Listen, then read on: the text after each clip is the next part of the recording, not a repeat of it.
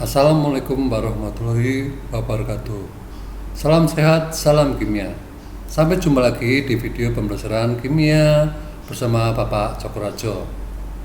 Sebelum kita mulai, jangan lupa selalu berdoa dan bersyukur pada Tuhan karena perlindungannya kepada kita setiap saat.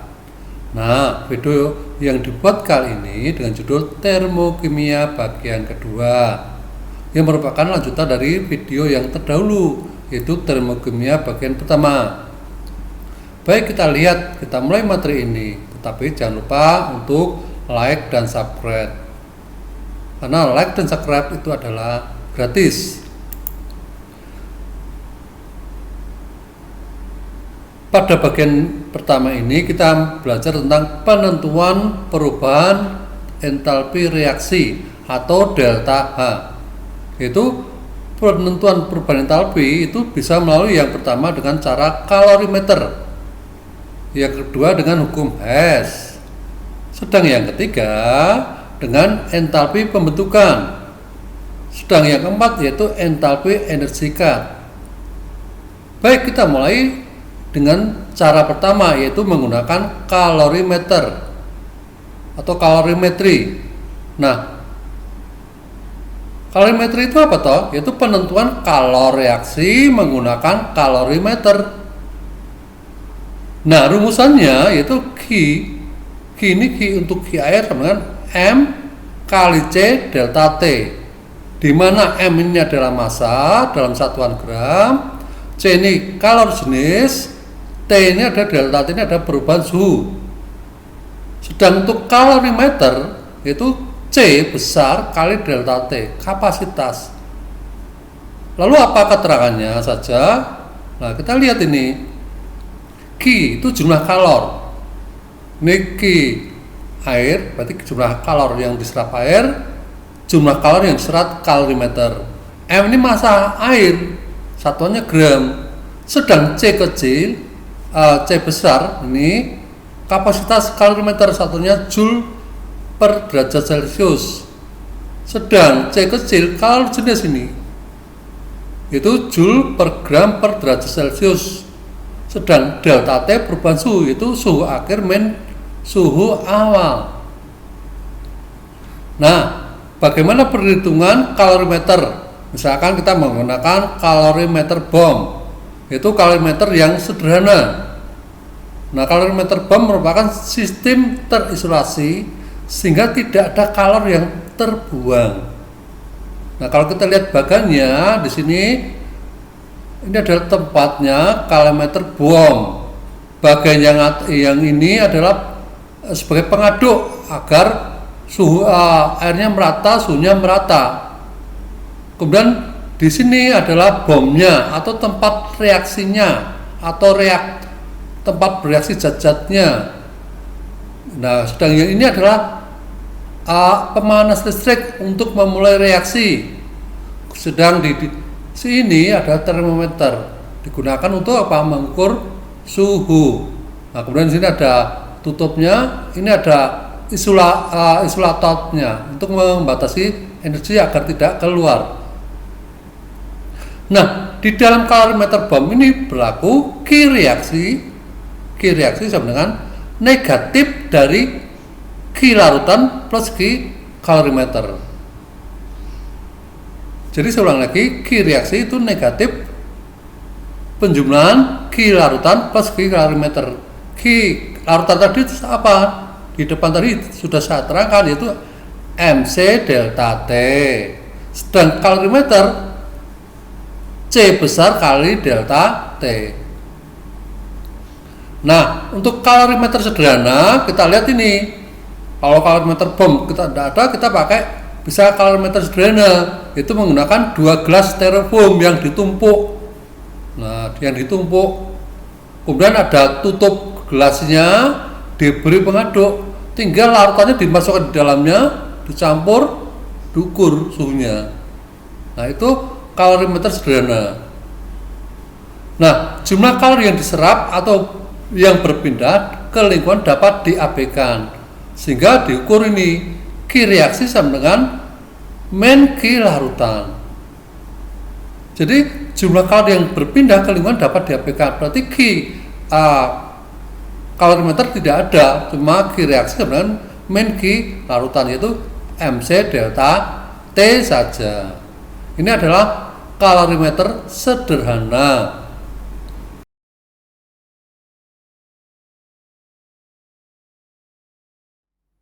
Nah, ini ada contoh. Berapa kilojoule panas yang dihasilkan oleh satu tangki kendaraan bermotor yang bervolume 3,5 liter. Jika berat jenis bensin setelah dihitung secara kasar adalah 0,7 kg per liter. Ini merupakan massa jenisnya. Diketahui delta Hc atau entalpi pembakaran isoktana sebesar min 5460 kJ per mol dan Mr dari isoktana 114. Maka untuk menyelesaikan seperti ini ya perlu terus diketahui. Yang diketahui apa saja ditulis di sini. Itu yang pertama, volume tangki kendaraan yaitu 3,5 liter, jelas. Kemudian berat jenis bensin atau Rho atau mg yaitu 0,7 kg per liter. Kemudian entalpi pembakaran standar isoktana min 5460 kJ per mol. Nah, ditanyakan apa? Yaitu delta Hc pada tangki.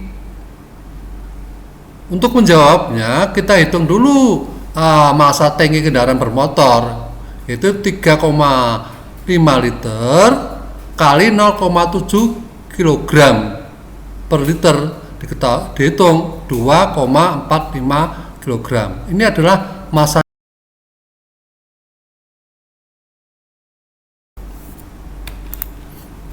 Nah, dihitung molnya dulu, yaitu gram per mr. Gramnya yaitu 2450 per mr nya 114, ketemu 21,50. Maka tinggal menghitung delta H pembakaran tangki, yaitu mol kali delta H nya, ketemu sekian. Jadi panas yang dihasilkan adalah sekian ini. Dan kita lihat contoh yang kedua, ini bisa Anda kerjakan lagi ya, itu sebanyak 100 ml larutan HCl 0,5 molar dihasilkan dengan 100 ml NaOH 0,5 molar dalam kalorimeter gelas gabus. Suhu awal kedua larutan tersebut sama, yaitu 24 derajat Celcius. Setelah larutan dicampurkan dalam kalorimeter, suhu naik menjadi 34 derajat. Jika kalori jenis airnya 4,2 Joule per gram per Kelvin dan Rho-nya 1 gram per mili, tentukan perubahan entalpi reaksi yang terjadi. Maka kita ketahui dulu T awalnya. T awal HCl dan NaOH sama, itu 24 derajat. Kemudian T akhir itu 34, maka delta T-nya 34 kurangi 24, 10 derajat delta T-nya. Kemudian mol HCl dan mol NaOH sama nih. Kenapa? HCl-nya 100 ml, NaOH juga 100 ml. Molarnya 0,5 molar, NaOH juga 0,5 molar. Maka mol HCl sama dengan mol NaOH, yaitu M kali V, 0,5 kali 0,1. Jadi 100 ml jadikan liter, 0,1 liter. Jadi mol HCl dan mol NaOH sama 0,0 mol. 0,05 mol. Maka dihitung massa larutan NaOH dan massa larutan HCl, yaitu 100 ml HCl tambah 100 ml NaOH. Karena Rho-nya 1, maka 100 ml ini ya 100 gram. Maka massa NaOH 100 gram, HCl 100 gram, jadi massa totalnya 200 gram. Maka menghitung Q-nya, MC delta T, M-nya 200, C-nya kalori jenisnya 4,2, delta T-nya berapa tadi? 10. Dihitung 200 kali 4,2 kali 10, ketemunya adalah 8400 Joule atau 8,4 kilojoule. Nah, kemudian dicari deltanya, maka dibagi per molnya min 8,4. Kenapa min? Karena delta H itu adalah lawan dari Q. Maka delta H sama dengan min Q per mol. Min 8,4 kJ dibagi 0,05 mol. Ketemu min 168 kJ per mol. Nah, ini contoh ini yang kedua. Yang ketiga bisa Anda kerjakan sendiri. Baik, kita saat ini mau belajar tentang hukum Hess. Menurut hukum Hess, perubahan entalpi reaksi hanya bergantung pada keadaan awal dan keadaan akhir saja dari suatu reaksi dan tidak tergantung bagaimana jalannya reaksi. Kalor reaksi total sama dengan jumlah kalor tahap-tahap reaksinya.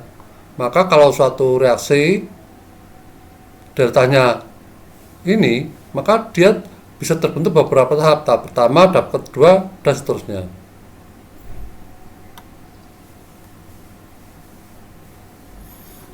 Contoh ini, reaksi pembakaran karbon dalam satu tahap. Karbon plus O2 membentuk C2 merupakan tahap 1, yaitu dengan delta H-nya 1. Ini reaksi pembakaran karbon dalam satu tahap. Reaksi pembakaran karbon juga bisa melalui dua tahap. Ya, tahap yang pertama, karbon plus setengah O2 membentuk karbon monoksida dengan delta H-nya 2. Kalau satu tahap, delta H-nya delta 1. Ini kalau dua tahap, tahap pertama misalkan delta H-nya delta H2. Sedang tahap kedua, karbon monoksida tambah O2 membentuk karbon dioksida dengan delta H-nya delta H3. Maka berdasarkan hukum Hess, reaksi pembakaran karbon delta H1 sama dengan delta H2 ditambah delta H3. Sehingga kalau kita buat diagram siklus pembakaran karbon ini, karbon plus O2 kalau tahap 1 delta H1-nya min 94 kJ membentuk CO2. Kalau reaksi pembakaran karbon ini terdiri dari dua tahap, maka ini tahap pertama dengan delta H2, ini tahap kedua. Di mana tahap kedua ini deltanya belum ketemu, sedang tahap kedua ini sudah ketemu, maka kita bisa menghitung delta H2. Kenapa? Karena delta H1 sama dengan delta H2 plus delta H3. Tinggal masukkan saja delta H1 min 394 kJ, delta H3 min 283 kJ. Sehingga delta H1, delta H2 maksudnya itu min 94 ditambah 283. Ketemu delta H2-nya adalah min 111 kJ. Nah, sekarang diagram tingkat energi reaksi pembakaran karbon. Kalau ini diagram tingkat energi reaksi pembakaran karbon, pertama kali karbon plus O2 di sini. Kalau satu tahap ini langsung membentuk CO2. Ya, membentuk CO2 sebesar min 788. Ini bisa kalau langsung ini melepas min 788. Tetapi kalau beberapa tahap bisa juga C plus O2 membentuk CO dulu, baru CO ini membentuk CO2. Nah, tinggal dihitung. C membentuk CO melepas 221. Sedang CO membentuk CO2 melepas min 566 kJ. Nah, contoh ini. Tentukan perubahan entalpi pembentukan gas SO3.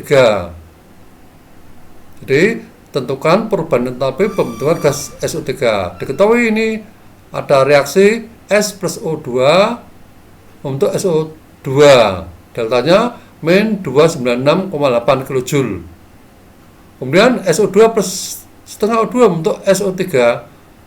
Deltanya min 99,2 kJ.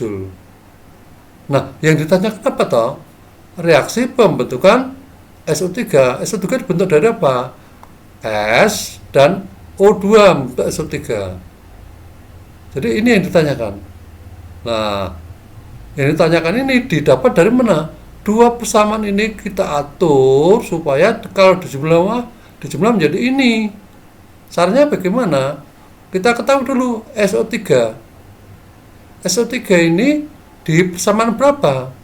Oh, persamaan kedua. Jumlahnya berapa? 1, ini juga 1. Letaknya di kanan, ya di kanan. Tinggal masukkan saja. Plak, tulis apa adanya. Ini. Lalu di sini ada SO2. SO2 itu hilang. Maka dihilang dengan persamaan pertama, tinggal masuk di sini. Nah, SO2 di sebelah kiri dicorek, sebelah kanan corek. Sehingga dijumlah ini S tambah 1,5 O2 membentuk SO3. Deltanya tinggal dijumlah. Nah, inilah delta H reaksi pembentukan SO3. Atau dengan cara yang kedua dengan diagram perubahan entalpi. Ini bisa. Ya. Jadi S plus O2 bisa langsung membentuk SO3. Bisa membentuk SO2 dulu baru membentuk SO3. Di mana S plus O2 membentuk SO2 ketemu nih 298,8 kJ. Sedang SO2 membentuk SO3 min 99,2 kJ. Sehingga ini tinggal dihitung ketemu.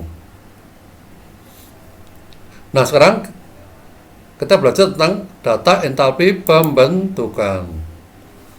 Nah, zat per reaksi dianggap terlebih dahulu terurai. Ya, ingat di data entalpi pembentukan zat per reaksi dianggap terlebih dahulu terurai menjadi unsur-unsurnya bereaksi membentuk zat produk. Sehingga kalau ada reaksi AB plus CD menjadi AD dan BC. Nah, saya ulangi, reaksinya ini AB dan CD, hasilnya AD dan BC. Koefisiennya M, N, P, dan Q. Maka menghitung data entalpinya berdasarkan entalpi pembentukannya, yaitu sigma delta H reaksi sama dengan sigma delta H produk. Produk itu sebelah kanan dikurangi sigma entalpi pembentukan reaktan sebelah kiri. Sehingga kalau ditulis, ini produknya P kali delta HF AD ditambah Q kali delta HF BC dikurangi yang reaktan min kali delta F AB ditambah N kali delta F CD. Itu. Sedang untuk energi cut, nah, energi cut kita belajar yang disebut dengan energi disosiasi ikatan atau D. Energi yang diperlukan untuk memutuskan salah satu ikatan 1 mol suatu gas dalam bentuk gas. Ada juga energi ikatan rata-rata, yaitu energi rata-rata yang diperlukan untuk memutuskan ikatan dari seluruh ikatan suatu molekul gas menjadi atom-atom gas. Reaksi-reaksi antar molekul dianggap melalui 2 tahap, ya, yaitu yang pertama menguraikan senyawa menjadi unsurnya, mengubah unsur menjadi atom gas, sehingga delta H reaksi sama dengan sigma energi pemutusan dikurangi sigma energi pembentukan. Pembentukan itu yang apa? Yang sebelah kiri, pembentukan yang sebelah kanan. Nah, untuk data energi ikatan rata-rata di sini Anda perhatikan sudah ada C dengan H plus 4 13, CC 348, CO 358, CF dan seterusnya, semua ada. Ini adalah data yang di dalam soal pasti sudah diberikan. Sekarang untuk bahan bakar dan perubahan entalpi. Untuk bahan bakar merupakan suatu senyawa yang bila dibakar menghasilkan kalori yang dapat dimanfaatkan untuk berbagai keperluan. Bahan bakar itu ada bahan bakar fosil, minyak bumi, gas alam, batu bara. Kemudian nilai kalor bakar beberapa bahan bakar ini. Kalau gas alam ini adalah 49 kJ per gram. Batu bara 32 kJ per gram. Bensin 48 kJ per gram, arang 34 kJ per gram, sedangkan 18 kJ per gram.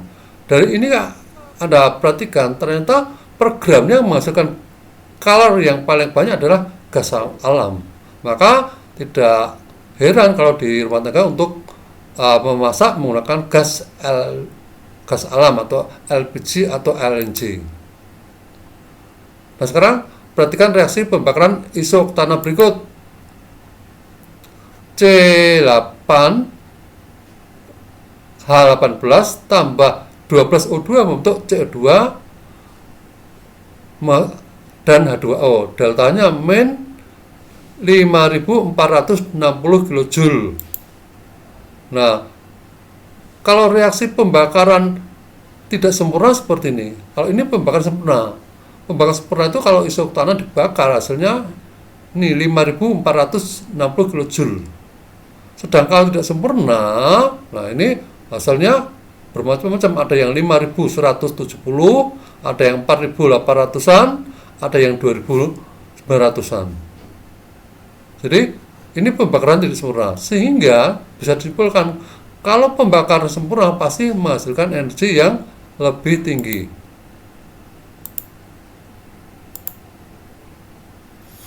Nah, pembakaran tidak sempurna menghasilkan energi sedikit kalor, ya, tidak sempurna sedikit dibanding yang sempurna. Sehingga kalau pembakaran tidak sempurna menghasilkan energi yang lebih sedikit, maka mengurangi efisiensi bahan bakar. Jadi semakin tidak sempurna pembakaran suatu bahan bakar, semakin sedikit kalor yang dihasilkan. Dengan demikian semakin kurang efisiensi penggunaan bahan bakar tersebut. Terima kasih.